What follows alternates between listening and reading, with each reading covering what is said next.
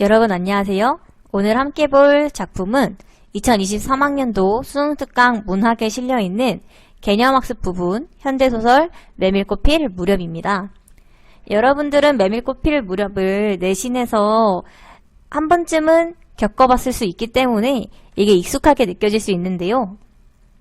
익숙한 지문 분석부터 함께 가도록 하겠습니다. 이번에 실린 부분은 중간부터 마지막까지 부분인데요. 일단 중간 같이 보면 허생원은 계집과는 연분이 멀었다. 얼금뱅이 상판을 쳐들고 대어설 숫기도 없었으나, 자, 여기서 대어설 숫기가 없다라는 거는 여성들을 대하는 거에 약간 수줍어하는 태도가 있다라고 생각하시면 돼요. 계집편에서 정을 보낸 적도 없었고 쓸쓸하고 뒤틀린 반생이었다. 충주집을 생각만 하여도 철없이 얼굴이 붉어지고 발밑이 떨리고 그 자리에 소스라쳐 버린다. 자, 여러분, 충주집이라는 어떤 여성분을 생각만 해도 지금 우리 허생원은 얼굴 붉어지고 발밑이 떨리고 그 자리에 막 소스라쳐 버릴 정도로 내성적이고 소심한 성격을 보여주는 거죠. 그래서 허생원의 내성적이고 소심한 성격의 단면을 보여주는 부분으로 나이가 들긴 했으나 순박한 성격임을 우리가 알 수 있습니다. 자, 충주집 문을 들어서 술 좌석에서 짜장동이를 만났을 때는 어찌된 서슬인지 빨끈 화가 나버렸다. 자, 여기서 짜장이라는 단어를 알아두면 좋은데요. 짜장이라는 단어는 과연, 진실로 라는 뜻을 가지고 있는 단어입니다. 서슬을 또 한번 볼게요. 서슬은 날카로운 기세라는 뜻을 가지고 있는 단어입니다. 그 다음 가면 상의에 붉은 얼굴을 쳐들고 제법 계집과 농탕 치는 것을 보고서야 견딜 수 없었던 것이다. 자, 여기서 허생원이 왜 견딜 수 없었을까?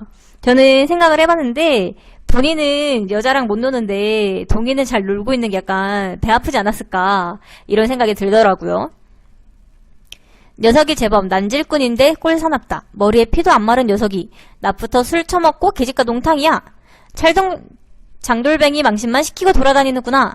그 꼴에 우리들과 한몫 보자는 셈이지. 동이 앞에 막아서면서부터 책망이었다.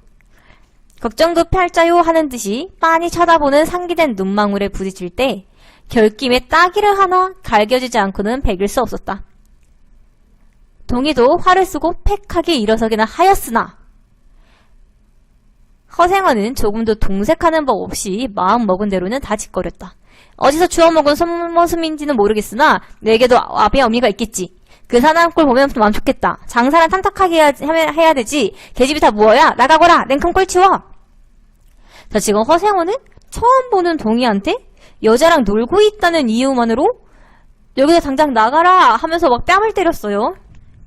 근데 우리의 동이 그러나 한마디도 대거리하지 않고 하염없이 나가는 꼴을 보려니 도리어 측은히 여겨졌다. 자, 우리의 동이는 성격이 다소곳한 모습을 보여주고요. 허생원은 고집있고 완고한 성격을 보여주고 있죠. 아직도 서름서름한 사이인데 너무 과하지 않았을까? 하고 마음이 섬찟해졌다. 자, 허생원은 행동을 먼저 하고 그 다음에 걱정하는 스타일인가 봐요. 자, 그다지 친숙하지 않은 사이라 서먹서먹한데 너무 지나치게 다룬 것은 아닐까? 이렇게 생각하니 섬뜩한 마음이 드는 거죠. 자, 허생원은 처음 본 사람과 잘 사귀는 성격이다 라는 식의 선지가 출제된 경우가 있습니다. 그래서 허생원은 처음 본 동이와 잘 지내지 못함을 기억하고 허생원은 처음 본 사람과 잘 지내지 못한다 라는 걸 기억하셔야 됩니다. 자, 이제 중약이 되고요. 그 다음은 아마 여러분들이 알고 있을 가장 유명한 대목으로 넘어가도록 하겠습니다. 바로 본평에서 대화로 가는 밤길인데요. 본문으로 들어가도록 할게요. 그렇다고는 하여도 꼭 한 번의 처지를 잊을 수는 없었다. 자, 이미 내신 때 이걸 배워본 친구들은 알 거예요. 이 한 번의 처딜이 의미하는 바는 어떤 걸까요? 네, 그렇죠. 이 한 번의 처딜은 바로 성서방네 처녀, 즉 동의 어머님과 하룻밤을 맺은 일을 얘기하는 거죠. 뒤에도 처음에도 없는 단 한 번의 괴이한 인연. 본평에 다니기 시작한 젊은 시절의 일이었으나 그것을 생각할 적만은 그도 산벌함을 느꼈다. 자, 본평에 다니기 시작한 젊은 시절의 일이라고 했으니 성서방네 처녀와 만난 건 본평이라는 걸 알 수 있죠. 달밤이었으나 어떻게 해서 그렇게 되는지 지금 생각해도 도무지 알 수가 없어. 허생원은 오늘 밤도 또 그 얘기를 끄집어내려는 것이다. 조선달은 친구가 된 이래 귀에 못이 박히도록 들어왔다. 그렇다고 실증을 낼 수도 없었으나 허생원은 시침을 떼고 되풀이할 때로는 되풀이하고야 말았다. 달밤에는 그런 이야기가 격에 맞거든. 자, 여러분, 허생원의 대사를 통해서 우리 지금 밤이라는 걸 알 수 있고요. 달이 엄청 크게 뜬 달밤인가 봐요. 자, 조선달 편을 바라는 보았으나 물론 미안해서가 아니라 달빛에 감동하여서이다. 이지러는 졌으나 보름을 가제 지난 달은 부드러운 빛을 흐붓이 흘리고 있다. 자, 우리 앞에서 나왔던 배경인 달밤의 모습을 서정적으로 묘사하고 있죠. 허생원이 이야기를 할 수밖에 없는 분위기를 형성을 하고 있습니다. 대화까지는 70리의 밤길, 고개를 둘이나 넘고 개울을 하나 건너고 벌판과 산길을 걸어야 된다. 길은 지금 긴 산허리에 걸려있다. 자, 여러분, 산허리에 길이 걸려있대요. 그렇다는 건 산 중간 부분의 길을 지금 허생원 일행이 지나가고 있다라고 볼 수 있는 거죠. 그래서 일행이 산 중턱으로 뻗은 길을 지나고 있음을 간접적으로 묘사하고 있다라는 거 알아두셔야 됩니다. 밤중을 지난 무렵인지 죽은 듯이 고요한 속에서 짐승 같은, 자, 일단 뭐뭐 같은 경우에는 직유법 사용됐다고 볼 수 있죠. 그래서 짐승 같은 달의 숨소리가 손에 잡힐 듯이 들리며, 자, 여러분, 여기서부터 정말 문제에 자주 나오는 부분이에요. 정말 집중하셔야 돼요. 자, 일단 짐승 같은 달의 숨소리가 손에 잡힐 듯이 들리며, 이거의 뜻은 산속이 너무 조용해서 달이 마치 짐승처럼 살아서 숨쉬는 것처럼 느껴지는 것을 비유하는 말로 시각의 청각화, 즉 공간각적 심상이 사용됐다고 할 수 있죠. 자, 콩포기와 옥수수 잎새가 한층 달에 푸르게 젖었다. 산허리는 온통 메밀밭이어서 피기 시작한 꽃이 소금을 뿌린 듯, 자, 일단 뭐뭐 하는 듯, 이것도 직유법이라 볼 수 있죠. 그리고 환한 달빛을 흰 소금에 비유하고 있고요. 시적이고 서정적인 분위기를 형성하고 있습니다. 이 흐뭇한 달빛에 숨이 막힐 지경이다. 붉은 대궁이 향기같이 애잔하고, 자, 여러분, 붉은 대궁이 향기같이 애잔하고 이 부분은 공간각적 심상이 아니에요. 그냥 시각적 심상과 후각적 심상의 결합이고요. 어떻게 보면 복합적 심상이라고 할 수 있겠죠. 나귀들의 걸음도 시원하다. 길이 좁은 까닭에 세 사람은 나귀를 타고 외줄로 들어섰다. 자, 우리 본문에는 중략 부분에 제시되어 있는 건데요. 여기서 세 사람은 허생원, 조선달, 그리고 동이죠. 자, 방울소리가 시원스럽게 딸랑딸랑 목밀밭계로 흘러갔다. 자, 여러분, 일단 이 한 문장이 공간각적 이미지라고 볼 수 있는 게 두 가지나 있어요. 뭔지 한번 보겠습니다. 자, 일단 방울소리가 시원스럽게 라는 건 방울소리라는 청각적 심상을 시원하다라는 촉각화시킨 거기 때문에 청각의 촉각화가 나타난다고 볼 수 있고요. 방울소리가 흘러간다 라는 건 우리 흘러가는 건 눈으로 봐야 아는 거죠. 그래서 방울소리라는 청각적 심상을 흘러간다 라는 시각화시켰다고 볼 수 있습니다. 하지만 공간각적 심상이 아니라 그냥 표현 방법을 쓰세요, 아니면 표현 방법이 무엇인지 고르세요 라는 문제가 나온다면 방울소리가 살아있는 것처럼 이렇게 흘러가는 거기 때문에 여기에 표현 방법 화류법이 사용됐다는 거 기억하셔야 됩니다. 실제 문제에도 화류법이 사용된 선지를 찾으라는 문제가 출제되었고요. 그리고 여러분, 아까 여기 이지러는 졌으나 보름을 가제 지난 달은 부터 방울소리가 시원스럽게 딸랑딸랑 매물밖으로 흘러간다 까지는 서정성이 드러나는 부분이고요. 서정성이 왜 드러나냐? 바로 감각적 이미지와 묘사가 드러나기 때문입니다. 그래서 감각적 이미지와 구체적인 묘사를 통해서 서정성이 드러나고 있다라는 거 기억하셔야 됩니다. 자, 앞장선 허생원의 이야기 소리는 꿍분이에선 동이에게는 확적히는 안 들렸으나, 자, 여러분, 동이는 허생원의 이야기를 들었다, 못 들었다? 그쵸, 이제 못 듣는다. 너무 멀어서 소리가 좀 끊기나 봐요. 자, 이게 우리 본문엔 제시되어 있지 않지만 그 후에 동의가 자기 아들일 거라고 생각하는 허생원이 나타나는 부분에 중요한 부분이 되죠. 자, 동의가 이야기를 듣지 못한 이유가 선지로 출제되었습니다. 허생원과 동의가 아까 싸웠던 거 기억하세요? 사실 허생원이 혼자 화나가지고 뺨 때린 건데 그 허생원과 동의 사이의 갈등 때문에 이야기를 듣지 않은 게 아니라 그냥 상필 때문에 어쩔 수 없이 이야기를 못 들은 점이라는 거 기억해야 됩니다. 자, 그는 그대로 개운한 제멋에 적적하지는 않았다. 자, 여기서 그는 동의죠. 동의는 그대로 개운한 제멋에 적적하진 않았다. 동의는 지금 이야기를 못 들어도 혼자 뭐 심심하거나 뭐 그러진 않았대요. 왜냐면 배경이 너무 예쁘니까. 장선 꼭 이런 날 밤이었네. 자, 이런 날 밤이라는 것도 중요하죠. 바로 낭만적 분위기의 달밤, 메밀꽃이 가득 핀 달밤을 뜻하는 건데요. 자, 이런 날 밤을 겪으면서 허생원은 과거를 생각하기 때문에 이런 날 밤은 과거와 현재의 매개다라고 할 수 있습니다. 자, 배경이 만드는 분위기와 배경의 역할에 대한 문제는 자주 출제되기 때문에 무조건 기억하셔야 되고요.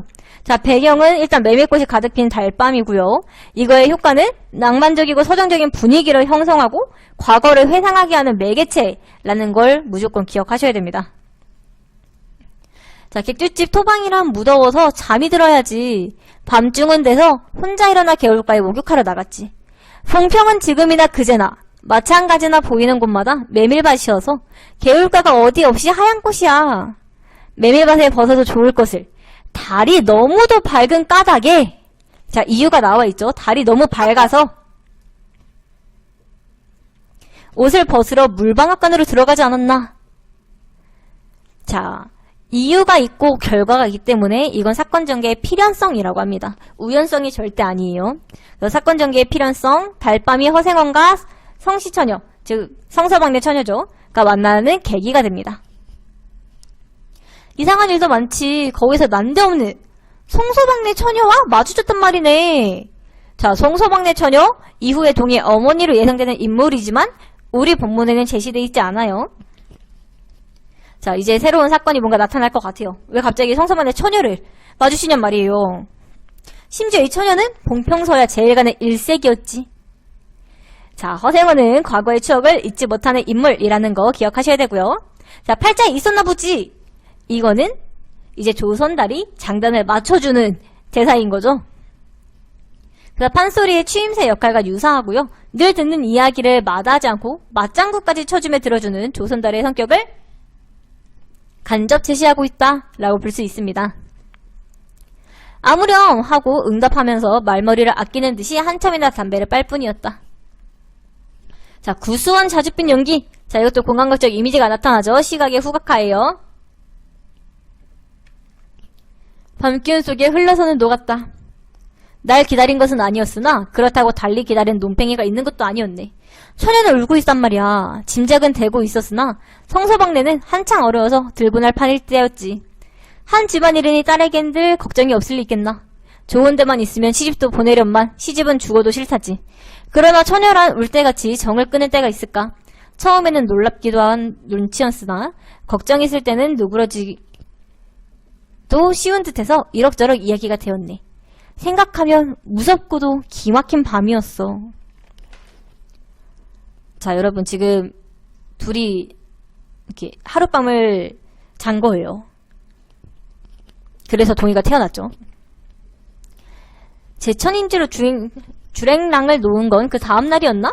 자, 이것도 조선달의 대사입니다. 조선달의 역할은 판소리 고수의 역할과 유사하고요. 이야기 진행에 도움을 줍니다.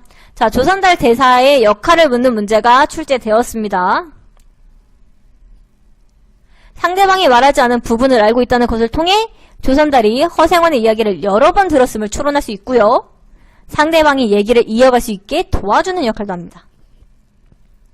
다음 장도막에는 벌써 웬 집안이 사라진 뒤였네. 자, 그 다음 날에는 이미 온 집안이 사라졌죠. 장판은 통문에 발끈 뒤집혀 고작해어 술집에 팔려가기는까 상수라고 처녀의 뒷공론이 자자들 하단 말이야. 제천장판을 몇 번이나 뒤졌겠나. 자, 허생원은 성시처녀를 못 잊고 있어요. 그래서 창판을 몇 번이나 뒤졌겠죠. 처녀의 꼴은 꽁거먹은 자리야. 자, 꽁거먹은 자리 중요합니다, 여러분. 어떠한 일의 흔적이 전혀 없다라는 뜻이에요. 첫날 밤이 마지막 밤이었지. 그때부터 봉평이 마음에 든 것은 반평생을 두고 다니게 되었네. 평생인들 잊을 수 있겠나. 수 좋았지. 그렇게 신통한 일이란 쉽지 않어. 학령 못난 것 어서 새끼 낳고 걱정 들고 생각만 해둔 진절이 나지. 자, 이거부터 조선달이에요. 자, 허생원을 위로하는 조선달이 나타나고요.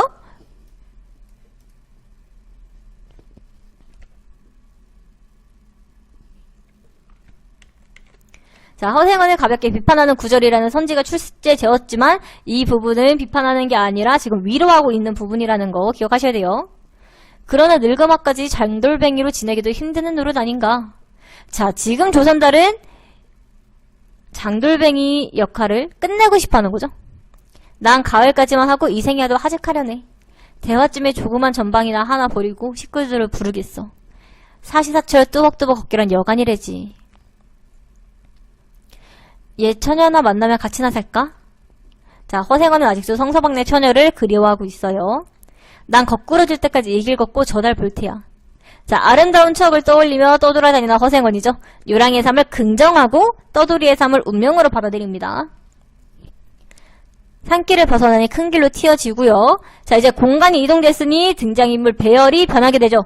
그래서 바로 꽁무니에 있던 동이가 앞으로 나서게 되고요. 총각도 젊겠다. 지금이 한창 시절이랬다. 총쥐집에서는 그만 실수를 해서 그 꼴이 되었으나 설계 생각 말게. 수천만의 여태를 부끄러워요. 계집이란 지금 웬 자격인가요? 자나깨나 어머니 생각뿐인데요. 자, 그래서 허생원의 이야기로 실심해한 끝이라 동이 어제 한풀 수그러들고요. 애비란 말에 가슴이 터지는 것도 같았으나 왜? 애비가 없거든요. 제겐 아버지가 없어요. 피부칠하고는 어머니 하나뿐인걸요? 돌아가셨나? 당초부터 없어요. 그런 법이 세상에 하고 막 껄껄 웃으면서 동이는 정색하고 우길 수밖에 없었다.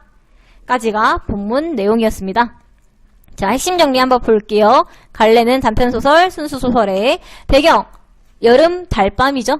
봉평에서 대학까지의 매물꽃 핀 달밤의 산길이고요. 배경의 역할 중요합니다. 별표 치세요. 서정적이고 낭만적인 분위기 조성하고요. 과거와 현재를 이어주는 매개체. 허생원이 추억을 회상하게 하고요. 허생원과 성시천의 인연을 신비롭고 순수한 이미지로 그리죠. 자, 시점은 전지적 작가 시점이고요. 주제까지만 보고 넘어갈게요. 주제는 장돌뱅이의 인생 유전과 인연, 인간 본연의 애정 문제입니다. 자, 이제 가장 자주 나오는 문제 3문제를 보고 영상을 마무리하도록 하겠습니다. 자, 이제 문제로 넘어가도록 하겠습니다. 우리가 맨 처음 볼 문제는 3번 문제예요. 여기 니은을 잘 보세요. 열심히 뒤졌으나 처녀의 꼴은 삐리리리. 자, 문맥상 니은에 들어갈 속담으로 가장 적절한 것. 자, 여러분, 가장 적절한 거 몇 번인가요? 그렇죠. 바로 3번이죠. 꽁구워 먹은 자리. 왜냐면 흔적도 없었다라는 내용이었으니까요. 자, 1, 2, 4, 5번은 정답과 해설에서 구체적인 뜻을 찾아볼 수 있습니다. 자, 바로 4번 문제 가도록 하겠습니다. 이 글에 대한 설명으로 가장 적절한 것은 자, 1번. 등장인물의 과거의 회상의 이야기가 중심 내용을 이루고 있다. 2번. 등장인물이 현재 처한 상황을 시간 순서에 의해 전달하고 있다. 3번. 서술자가 등장인물의 과거와 현재를 대비하여 사건에 서술하고 있다. 4번. 등장인물이 대등하게 주고받는 대화를 통해 전개될 사건을 암시하고 있다. 5번. 상징적인 소재로 등장인물에게 나타날 미래의 삶을 암시하고 있다. 자, 여러분, 가장 적절한 거 몇 번?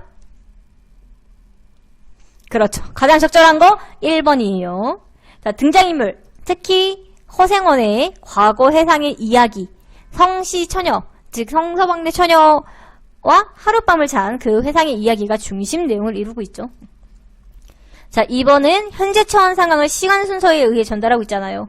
여긴 지금 달밤만 제시되어 있기 때문에 시간 순서라고 나오면 조금 정답이 되게 어렵다, 적절하기 어렵다라고 생각하셔야 돼요. 자, 3번 과거랑 현재를 대비하고 있는 게 아니죠. 그냥 과거를 추억하는 거예요. 자, 등장인물이 대등하게 주고받는 대화를 통해 자, 일단 등장인물들은 대등하게 대화를 주고받고 있어요. 근데 전개될 사건 암시? 네, 전개될 사건 암시까지는 나오지 않죠. 5번, 상징적인 소재로 미래의 삶을 암시하고 있다. 이거랑 4번이랑 유사한 건데 미래의 삶을 암시하고 있는 부분도 등장하지 않죠.